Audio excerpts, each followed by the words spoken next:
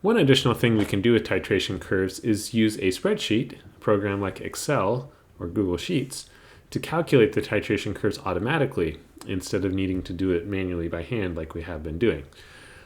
We could use the previous approach that we had been using, but there's a little bit easier approach for a spreadsheet that we can do. So let's consider a generic precipitation titration, where we have a metal cation reacting with some anion to form the solid. Now, the things we'll need to know for our titration curve are, of course, we know KSP for this particular salt, for the MX solid. We'll need to know the concentration of our metal standard that we're using. We'll need to know the volume of X minus that we started with, and the concentration of X minus will also need to be known, what we're starting with. Now, the way we're going to calculate this is keeping track of our total moles that are present. This is what's known as a mass balance. We know that our total moles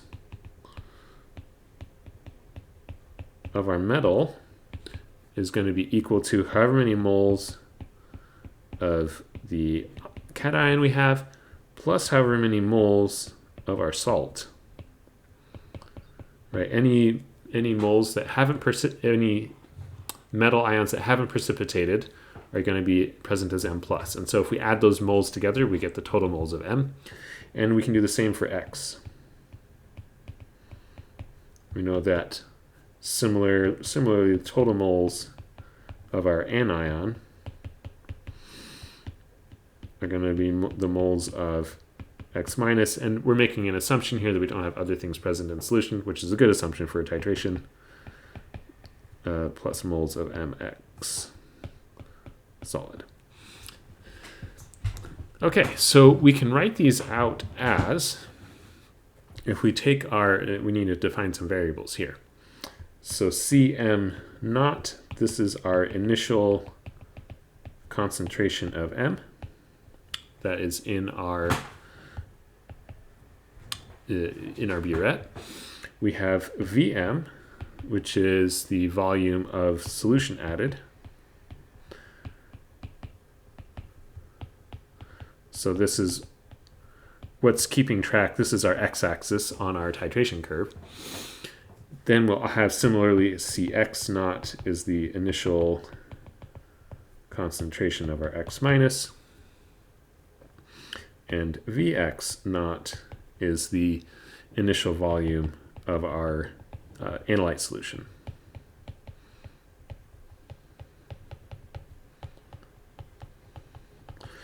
Okay, so now that we have those defined, we can write out these top equations. Total moles of M equals moles of M plus moles of MX solid. So our total moles of M that we start with is just going to be our initial concentration of M times however much volume of M we've added. And that will be equal to the concentration of M plus times our total volume that we have. So that'll be equal to the volume that we've added plus the volume that we started with, and we still have our moles of our salt. And similarly, we can write Cx naught is equal to Vx naught. So this is our total moles of X, is how many moles we started with in our analyte, and that'll be equal to the concentration of X times same things, total volume Vm plus Vx naught. Again, plus our moles of our solid. Now we can equate the moles of the solid from the two equations to write a new equation.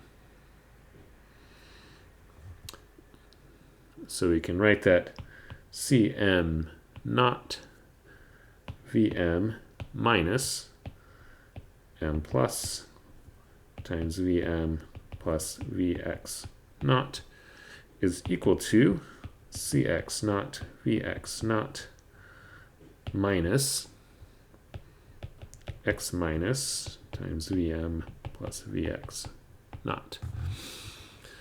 Okay, so that is just taking, right, the we're essentially just seeing the left-hand sides of these equations are equal to each other. What's here. And finally, we can go ahead and solve this for Vm. And this will give us a way to express Vm in terms of all these other things.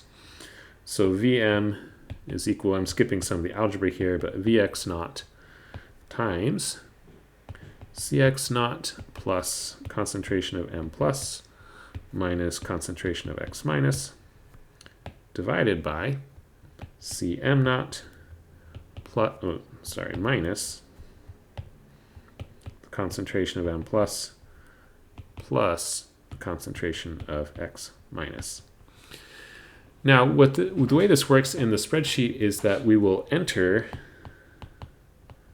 values of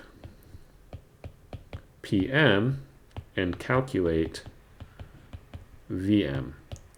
So in other words, we treat our concentration as our independent variable and calculate the amount of volume that would need to be added to reach that specific concentration. So in the next video, I'll show you what this actually looks like set up in a spreadsheet.